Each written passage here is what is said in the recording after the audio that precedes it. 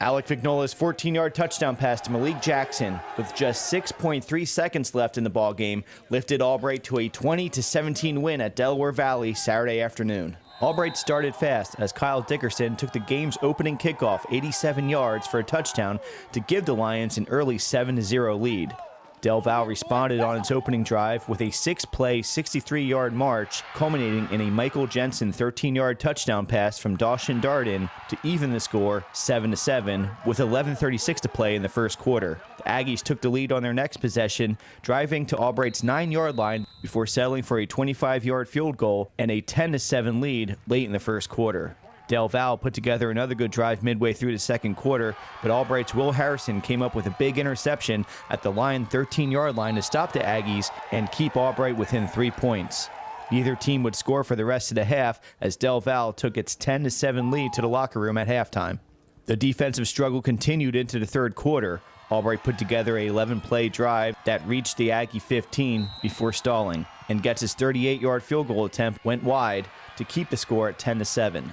On the ensuing Aggie drive, Alec Isaac picked off Darden at the Albright 31 and returned the ball 59 yards to the Del Val 5-yard line with just 3 minutes left in the third quarter. The Lions were unable to get the ball into the end zone, however, and settled for a 19-yard Getz field goal to tie the score at 10 late in the third. After forcing a punt, the Lions marched 59 yards in 9 plays to set up Getz's 32-yard field goal, giving Albright a 13-10 lead with 11:26 left in the fourth quarter. The Aggies responded with their long scoring drive to take a 17-13 lead, which set the stage for the game-winning drive by the Lions. Albright began the game-winning drive from its own 25-yard line. Vignola completed a 10-yard pass to Vinnie Williams on first down and then found Milton Cordero for catches of 8 and 5 yards to give the Lions a 1st and 10 just shy of midfield. On fourth down, Vignola connected with Williams for a 16-yard completion to keep the drive alive, putting the ball on the Del Val 33-yard line. On second down and 17, it was Vignola to Williams once again, this time for 18 yards and another Lion first down. A completion to Cordero for 9 yards put the ball at the Aggie 13 with 36 seconds left. With the clock running down and no timeouts left, Vignola hit Jackson for a 14-yard touchdown to give Albright the lead for good with 6.3 seconds left to play. Kevin Getz's extra point was good to give Albright the 20-17 lead. Up next for the Lions is a visit from King's College on Saturday, October 1st. Kickoff for the game, which is homecoming for Albright, is set for 1 p.m. First of all, I am just so proud of these young men and this coaching staff, for the job that they did. Not just today, but, throughout this past week and really through the last several weeks. Look, we did not get off to a great start. That's no secret to anyone.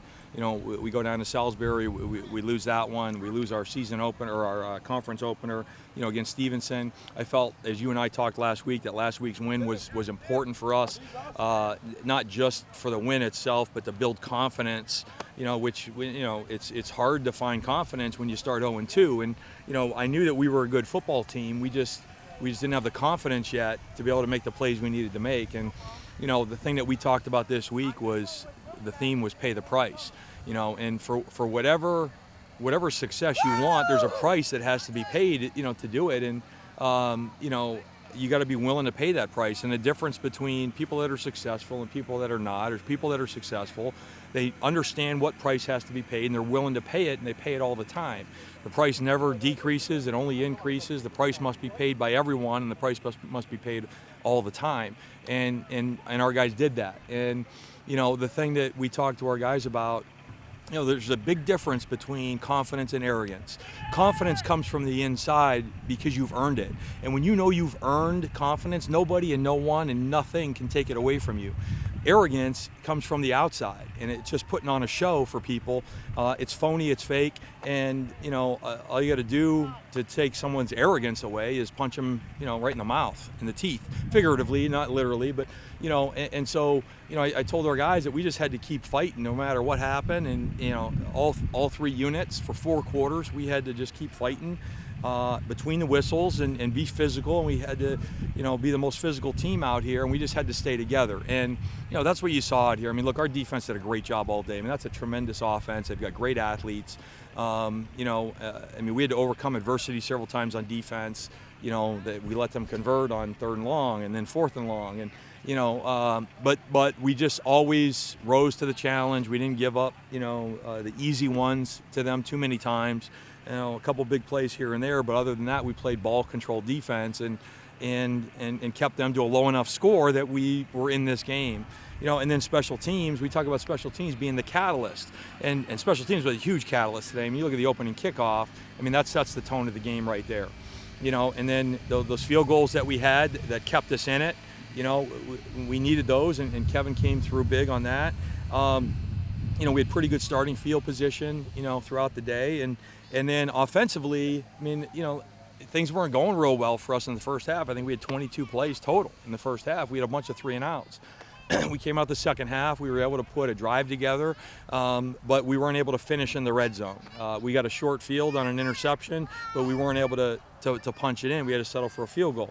But then, game's on the line. We need a touchdown to win, and Alec Vignola and our offensive line and receivers and Chris Dawson at running back took us right down the field, and we had to convert on 4th down. And we throw the game winner. Alec throws the game winner with 6 seconds left on the clock or whatever it was. We got it done when it counted. And look, we'll fix, the stuff that, that's broken, the stuff that's not pretty. I mean, we had a lot of things, we took sacks today, and, we weren't able to get sustained drives, early on. We weren't able to finish in the red zone. We'll get those things fixed. But the thing I'm most proud of offensively was we didn't turn the ball over. We took great care of the football today. And, heck, I think we were averaging 3 or 4 turnovers a game in the first 3 weeks. Even last week, we turned the ball over 3 times. And we're able to get away with a win. But today, we didn't turn the ball over. Our defense forced turnovers today, and then we just hung together as a team. We believed in each other. We trusted each other.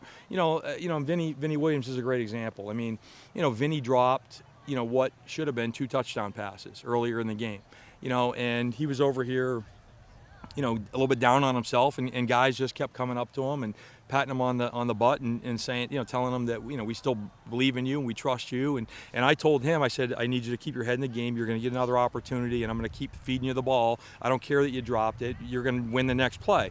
And on that last drive, he made some big plays for us, including a 4th down conversion, and then he was such a factor, for us that I felt like it helped then other guys get open. And it allowed Malik to catch the game winner there, pretty much all alone in the back of the end zone, because people were converged on Vinny. And so, look, I'm just so proud of these young men and the job that they've done. And, but all this was one next step in our quest to reach our full potential. And, we got another huge challenge next week as we face Kings for homecoming.